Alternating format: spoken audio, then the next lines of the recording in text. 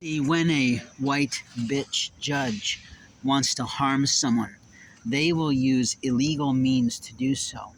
When a white man wants to mock you, he will use your professional name instead of your legal name to disgrace you in community papers or legal aspects of the online world, which allows people to look you up and find out information that's private and not their business. We have a major credibility problem going on across America with 1.5 million illegal aliens here. What I mean by illegal aliens is that they come in because someone wants their money for our colleges but doesn't enforce that they should go home.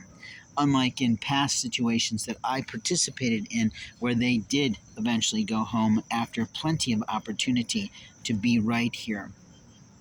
What I can say to you is that I called Kamala Harris's office many times in different cities before I went into incarceration, seeking help because God knew she was going to become something to the nation. I was amongst the first person to be promoting her for president, amongst the first person to be doing simple little ads and art to suggest that she could be president. But the reality is, at some point, I could see the mess that the Democratic Party was creating with all the people who had thrown their hat in the ring who were not appropriately trained to do so. And I wrote to Marianne Williamson and said, look, in order to best Trump, even by the littlest amount, you have to pick which people can win.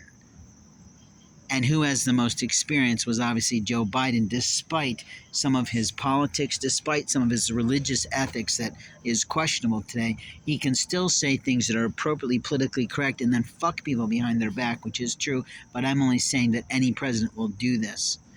The reality is, as a vice president of the past, he was the most qualified to do the job. He still is the most qualified to do the job. But what we have in training right now for the next term is the next president. And the reality is that she has to do her job. She could be sued for how many times I was abused in those situations, how many times her people failed to respond to the request for help. But openly, here's the deal. She better show up for me as she shows up for the rest that she flaunts all over the community.